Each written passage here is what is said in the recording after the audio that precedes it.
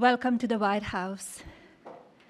It is truly inspiring to see everyone gather here together, united in support of this remarkable initiative and community.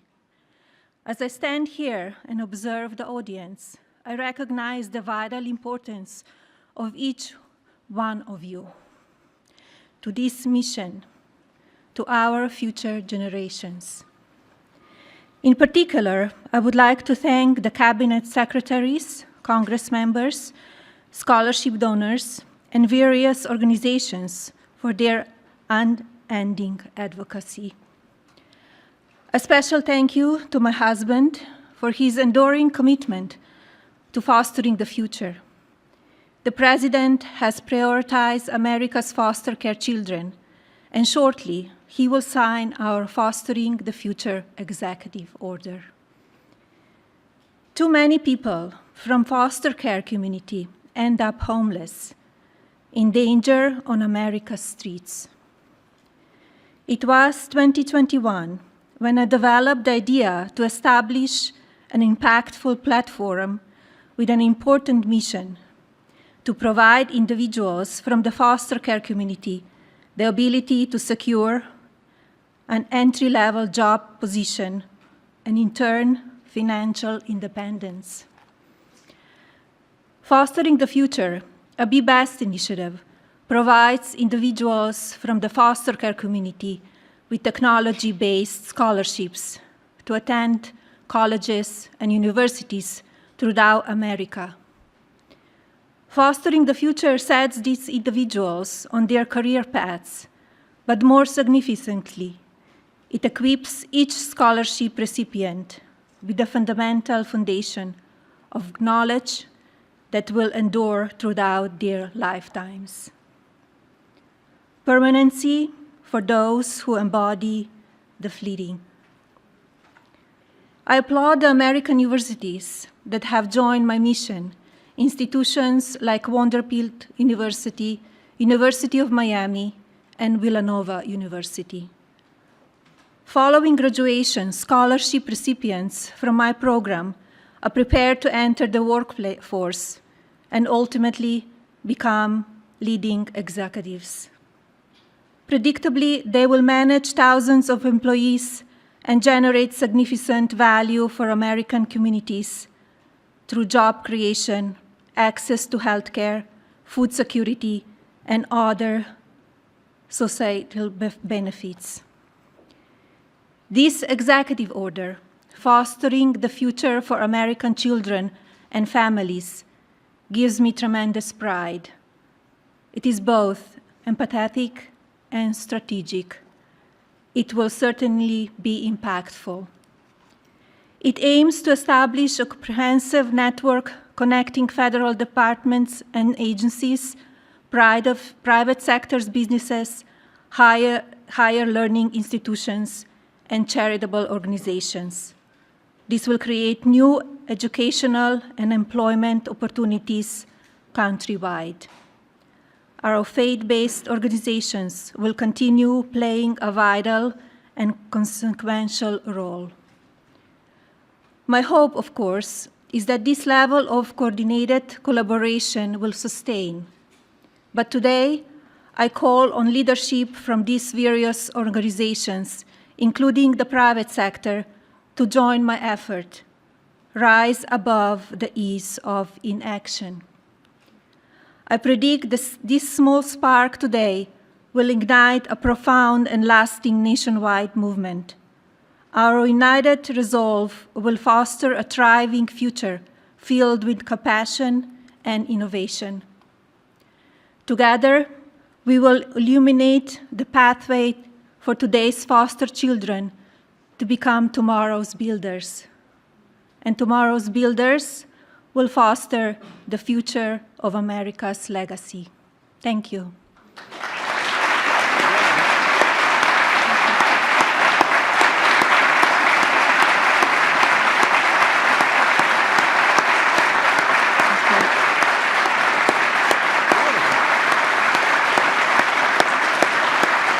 It is my pleasure to introduce my husband, the President of the United States, Donald J. Trump.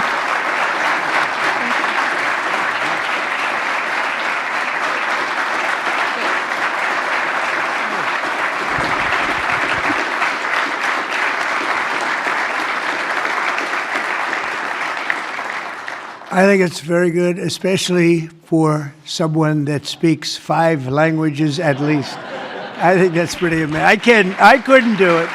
I couldn't do it. Yes, well, thank you, Melania. And our country is truly blessed to have this magnificent and very caring First Lady. They love her. Every time I get up and make a speech, they say, "We want our First Lady." I said, "What the hell? I'm not good enough? I'm not good." But thank you very much. Great job. And it's great the work you do in so many ways. This afternoon, I'm delighted to sign a historic executive order building on the Fostering the Future initiative to make America's foster care system better, fairer, and more effective than ever before. And it's been effective, but it's moving in a very strong direction. All of this has been made possible by Melania's incredible devotion to America's youth. Spends a lot of time on it and loves it, and along with our great Usha, you spend so much time, and what a combination. First Lady, Second Lady, what a combination. Thank you. They do a great job, the two of them. They're amazing women. I want to thank Vice President J.D. Vance and Usha. Thank you very much. Vice President, stand up, Vice President. And he did a big thing today. He's going to be on television tonight with the legendary Sean Hannity, so everybody has to watch. I'm sure CNN loves this advertisement, but he will be. I heard it was a great interview. And Secretary Scott Bessent. Scott, thank you very much. An extremely non-controversial Secretary, Robert F. Kennedy Jr. But he's right. But he's right. And Scott Turner, thank you very much. Doing a great job at HELP. And thanks as well to Senator John Husted and Representatives Jason Smith, Darren LaHood, Zach Nunn, and David Schweiker. Thank you all for being here. Thank you, fellas. Great group. We're also joined by countless distinguished leaders in the child welfare advocacy ministry and charitable foundations, as well as so many wonderful young people who have experienced foster care and used their voices to champion needed reforms. And I want to thank everybody for being here. It's an amazing day at the White House. Thank you very much.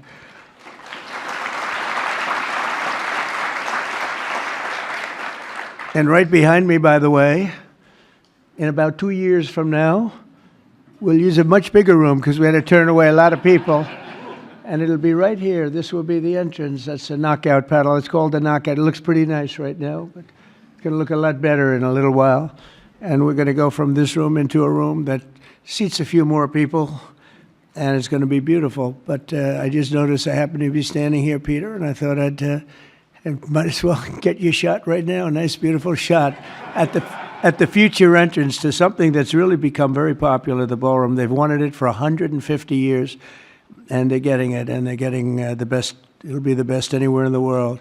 Each year, more than 15,000 young people age out of the foster care system, and unfortunately, too many struggle to become self-sufficient. The order I will sign in a few moments will provide vital new resources to help young people transition out of the foster care system and live a very happy and a very successful life, very, very successful.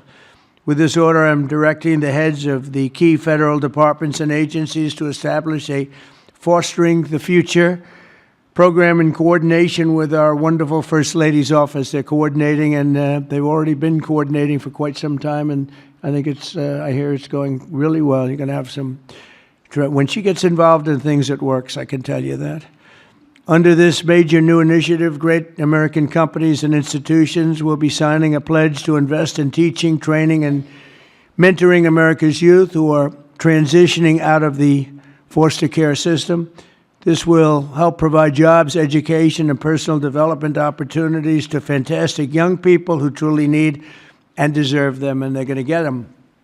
A terrific example of the impact these programs can have is Eric Alvarez from Omaha, Nebraska, who is with us today. Where's Eric? Where is he? Stand up. Good-looking guy.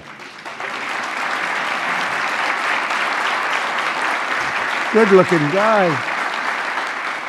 Eric and his siblings were placed in foster care for a year when he was 9. He entered the child welfare system again when he was 15, and today he credits a mentoring and mentorship and work experience program for foster youth with helping him to finish high school and start his adult life. And he did really well in high school, by the way, really a great student. But he starts life on the right foot, right? Wouldn't you say? I mean, I think you better say yes, otherwise I'm in big trouble. Otherwise, I'm all by myself up here, Eric. That would be... I hear you're doing incredibly. Now, after graduating from the University of Nebraska and interning for Congressman Don Bacon, Eric is pursuing a master's degree at the George Washington University, and he is a cadet in the Air Force ROTC, who will be commissioned as an officer upon graduation. And Eric, I just want to say, great job. You've really been outstanding, and I think that's probably why you were chosen out of so many people. You've done a fantastic job. Congratulations.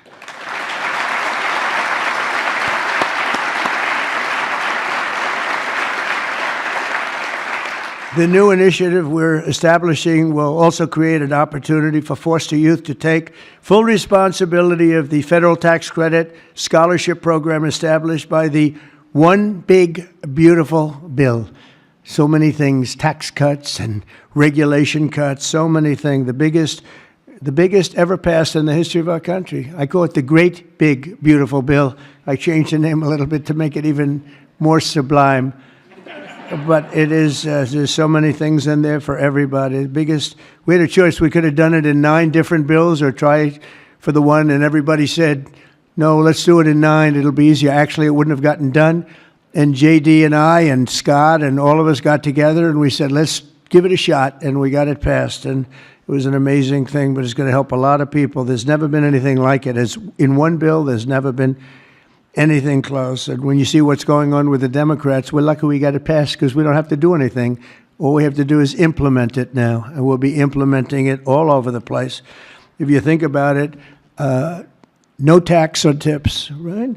No tax on Social Security, all of the different things, no tax on overtime. You get deductions if you buy a car. You take an interest rate deduction, an interest deduction against your income tax. It's never happened. Nothing like this is really ever been approved to this extent. And so it is one great, big, beautiful bill. But using the tax credit will expand occupational training, education, and financial literacy programs for the foster youth and make it possible for more of them to attend the school of their choice. Choice is a great word for a lot of reasons, but it's a great thing with education.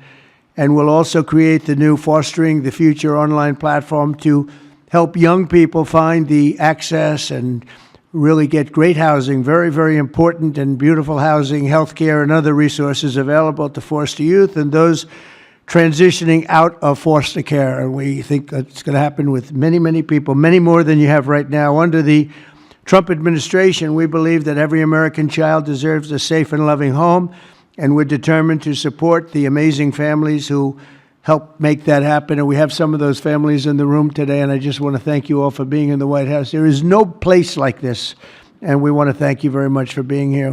Great families. Thank you very much. Faith-based, thank you.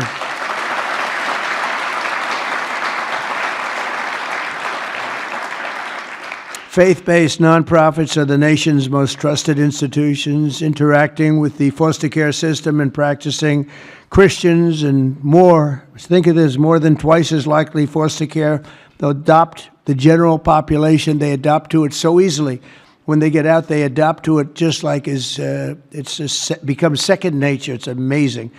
Yet radical left policies in states nationwide make it much harder, not easier, for those families to open up their homes.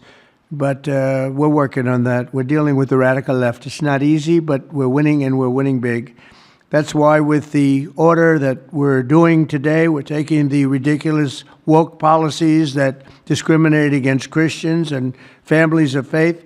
As president, I will always stand by us. We will stand by our country, and we will stand for religious liberty. So important. We stand for religious liberty. The Bible tells us, thank you. Thank you.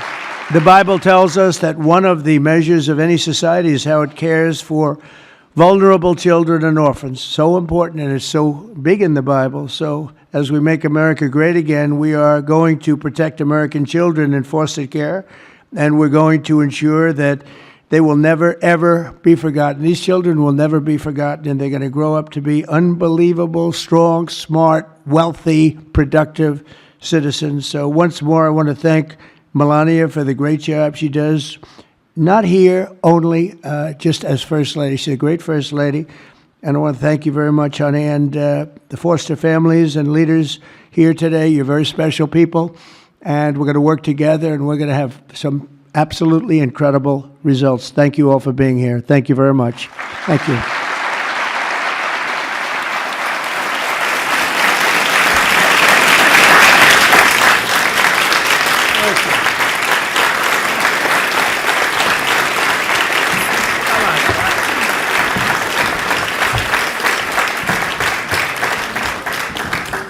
That's great. Are you ready, everybody? This is it. Too late to change after. Should we sign it? I think, right? Susie, do we sign this? Good.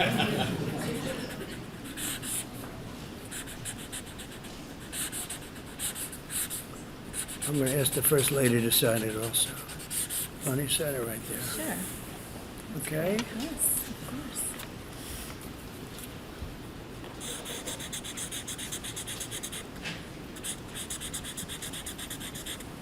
Okay, honey?